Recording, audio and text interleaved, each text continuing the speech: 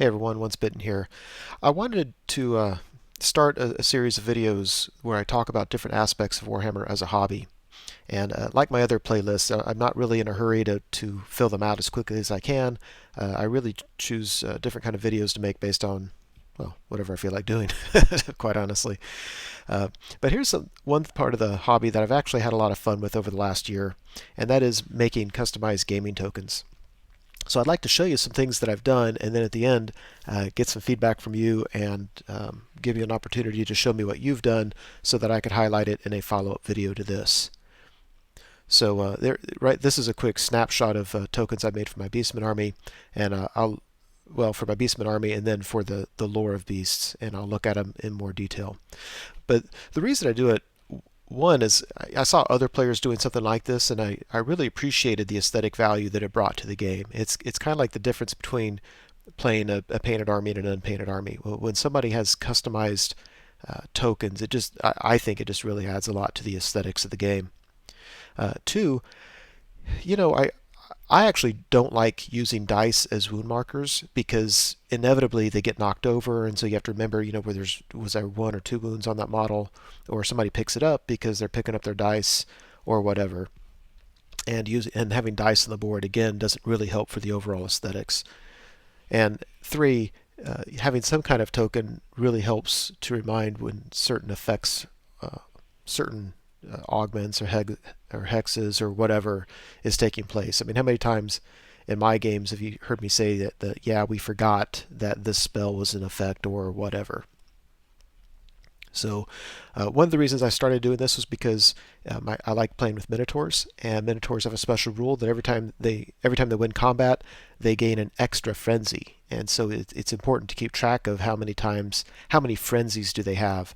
So I like the idea of using spare Minotaur heads, the way they come in the sprue, that's actually half a head, and so it was perfect. You could lay it on its side.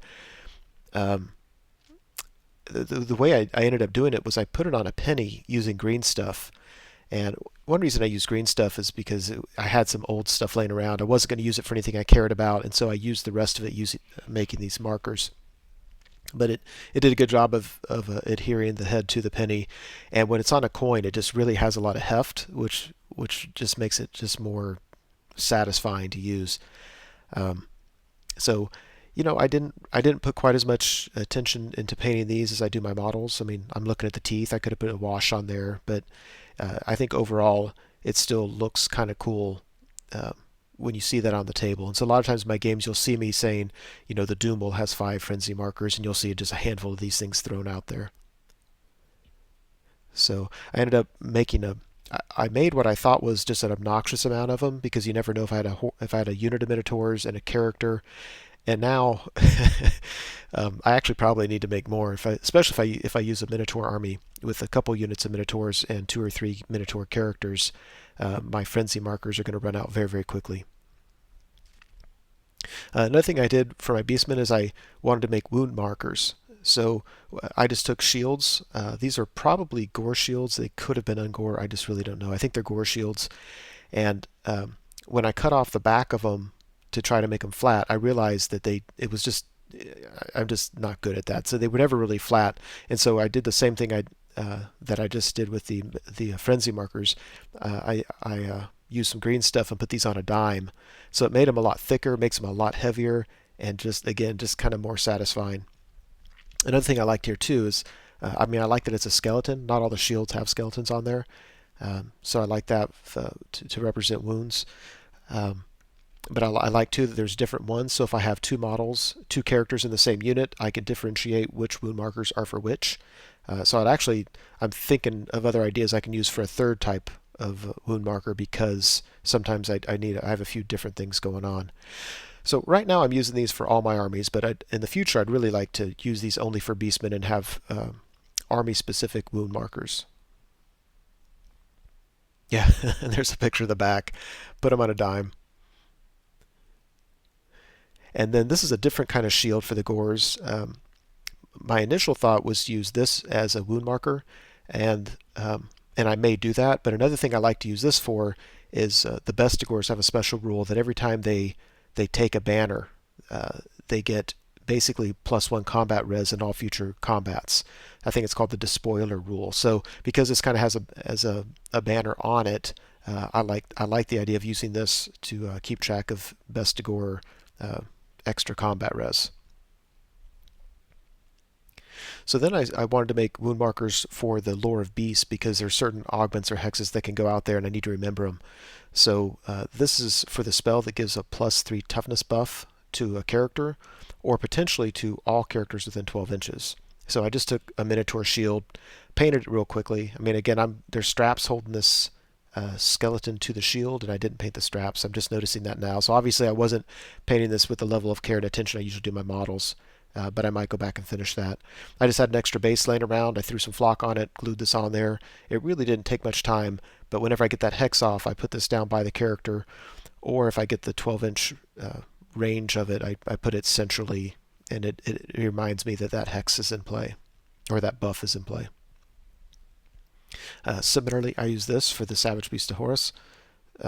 So this gives +3 attacks and +3 strength. So I just took a great weapon from the Minotaur set and painted it up and put it on a base. I think this base I just made. I have the customizable bases that Games Workshop produces, so I just cut off a little piece, threw some flocking on there real quick, and put that out there. So again, I just put this by the character, or if I get the 12-inch range, I put it centrally.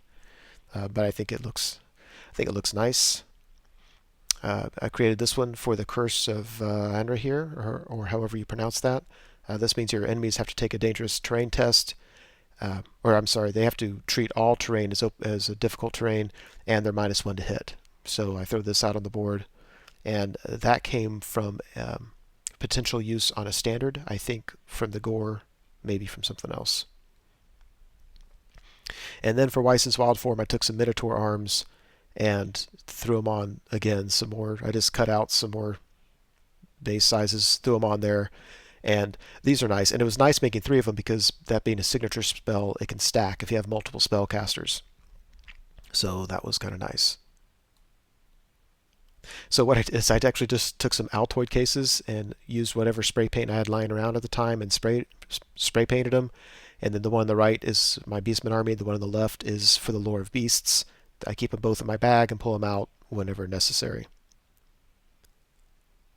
So I hope you like that. The things I would like to create, and I just don't know what to do for it yet, is when I play Bretonnius, sometimes my knights lose the blessing because they refuse a challenge or flee, and I need some kind of marker out there to remind me of that. I think I'd rather have it for when they lose the blessing rather than creating them to put on all the units when they have the blessing. But either way would probably work. I'd also like some ideas, if you have any, on what I could use to create wound markers for Bretonnians. For Beastmen, sometimes it gets confusing when they're taking Primal Fury, and I have 2 or 3 units in combat, and some pass their Primal Fury and some fail it in the same combat, and I just have to remember it. So I like the idea of creating a Primal Fury marker, either showing they have Primal Fury or possibly that they don't, because I could just assume if the marker's not there that the other one applies.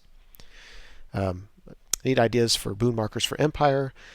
I like the idea for creating markers that show me when I failed a fear test. This is especially true with Beastmen. I've had combats with 3 chariots, and one chariot will pass Primal Fury but fail its fear test, and the one right next to it will do just the opposite, and it gets really confusing.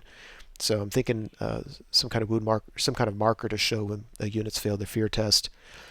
And then really all the other magic lores, augments and hexes, ideas of how to build customized markers, especially from the bits from bits.